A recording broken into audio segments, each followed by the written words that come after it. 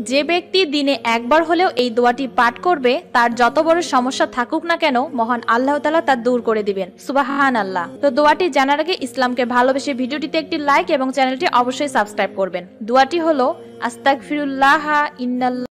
সুখী হতে চাইলে ভুলেও 5টি কথা কাউকে বলবেন না। তো কোন সে 5টি কথা জানার আগে মুসলিম হয়ে থাকলে ভিডিওটিতে একটি লাইক এবং চ্যানেলটি সাবস্ক্রাইব করে রাখুন।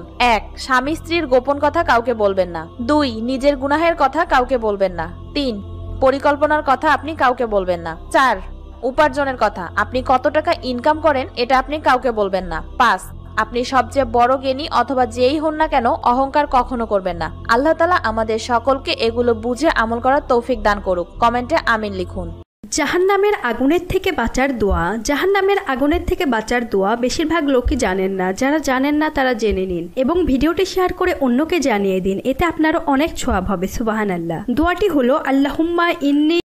ভাবি, ভাই কিন্তু আপনাদের কাজের শ্রেণীর দিকে নজর দিছে। ওটা তো আপনাদের খাইসলত, ঘরের তা থুইয়া পরের তার দিকে নজর দেওয়া। একটু চোখে চোখে রাখেন, দেখেন কাজের শ্রেণী নিয়ে আবার পলান না দেয়। আরে না, পলাইবো না, এখন আর মেশিন আগের মতো কাজ করে না। Bye bye. এই শোনো, তুমি সকালবেলা ঘুম থেকে উঠে কি দোয়া করো? আমি একটাই দোয়া করি, আমার মতো বউ জানি সবার ঘরে ঘরে থাকে। বলো কি, তুমি আমাকে এত ভালোবাসো? আরে না, আমি একা অশান্তি কেন করব, সবাই করুক। কি আমি অশান্তি করি? Bye bye.